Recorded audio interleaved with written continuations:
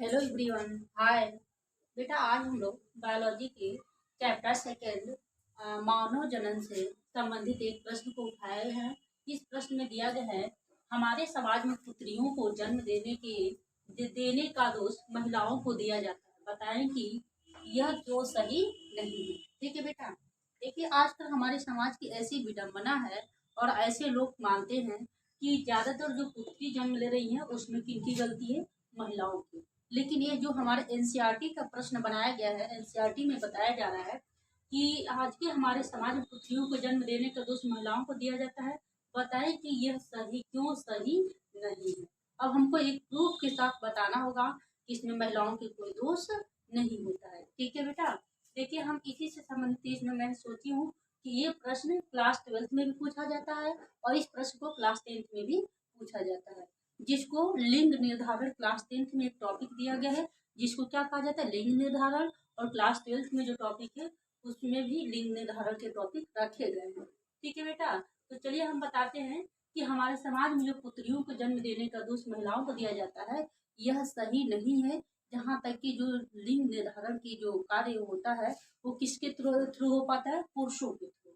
अब हम बताएंगे एक प्रूफ के तहत। ओके, देखिए देखिए बेटा, आप लोग जानते हैं जैसे कि जो हमारे जब भी किसी मेल या फीमेल गैमेट का फ्यूजन होता है तभी एक नए एम्ब्रियो का उत्पत्ति होती है। उसी तरह से हम जानते हैं कि मानव के जो क्या होते हैं? नर होते हैं। यानी कि मानव के नर में जो क्रोमोसोम की संख्या होती है वो किससे प्रदर्शित करते हैं?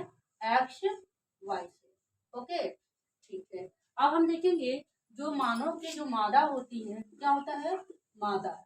तो जो मानव की जो मादा होती है उसको उसमें क्रोमोसोम की संख्या को किसे प्रदर्शित किया जाता है? X x. ओके, ठीक है बेटा। अगर देखिए, अगर जो संकरण होता है, आप लोग जानते हैं कि जब भी इसमें स्पर्म बनते हैं, क्या बनता है? शुक्राणु। इससे अगर जो क्या बनते हैं? शुक्राणु बनते हैं, वो भी क्या होते हैं? अगुणित होते हैं। इससे जो अंडाणु बनते हैं वो भी क्या होते हैं? अगुणित होते हैं। और इससे क्या बने बने हैं? अंडाणु बने, वो भी क्या होते हैं? अगुणित होते हैं। अब देखिए क्या होता है कि जब नर के जब एक्स क्रोमोसोम मादा के एक्स क्रोमोसोम से क्या करते हैं? संयोग करते हैं या संलयित करते हैं या मिलते हैं, तब कौन से किस प्रकार के लिंग की उत्पत्ति होती है? एक्स एक्स जो उत्पत्ति होती है, एक्स प्रकार के लिंग, ये किसकी सिंबल बन जाता है? मादा का। यानी कि यहाँ पर जो उत्पन्न होने वाला बेबी रहेगा वो क्या होगी? लड़की होगी। क्या रहेगी? लड़की। ओके।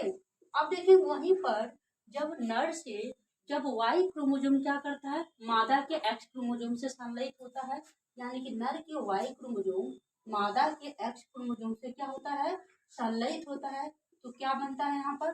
गुणसूत्र, यानी कि यक्ष वाई हो जाता है। और यहाँ पर क्या हो जाता है? उत्पन्न होने वाला संतान क्या होता है? लड़का होता है। उत्पन्न होने वाला संतान क्या होता है?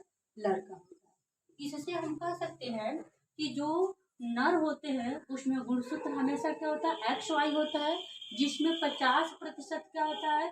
मादा के गुणसूत्र उपस्थित होते हैं। यानी कि नर में जो देखेंगे, अगर हम किसको बात करते हैं नर में, तो नर में क्या होता है?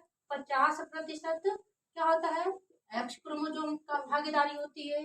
और 50% किस क्रोमोसोम की भागीदारी होती है? वाई क्रोमोसोम की। ओके। जहाँ पे वाई है क्या करता है? लिंग का निर्धारण करता है कि उत्पन्न होने वाला संतान लड़का होगा या लड़की होगा। और वहीं मादा में हम देखेंगे कि मादा के जो दोनों क्रोमोसोम होते हैं वे दोनों क्रोमोसोम क्या होते हैं? एक्स एक्स होते हैं। मान लीजिए इसमें दोनों क्रोमोसोम एक्स एक्स है, तो अगर जो एक एक्स जाएगा यहाँ पे संलयित करने के लिए इस एक्स से, तभी लड़की होगी। और इसके पास हमेशा दूसरा क्रोमोसोम भी क्या एक्स है, और ए एक्स क्रोमोसोम इस वाई क्रोमोसोम से संलयित करेगा तो क्या होगा? लड़का होगा। तो इस तरह से हम प्रूफ करके बता सकते हैं कि जो मानव में यानी कि हमारे समाज में जो महिलाओं को दोष दिया जाता है कि नहीं इन्हीं की कमी की वजह से लड़कियां उत्पन्न हो रही हैं, तो ऐसा क्या है? धारणा और धारणाएं क्या है? गलत है। क्योंकि लिंग का निर्धारण किसके ऊपर निर्भर करता है? नर के ऊपर। Okay, thank you so much all of you. आज के लिए बस इतना ही। Thank you.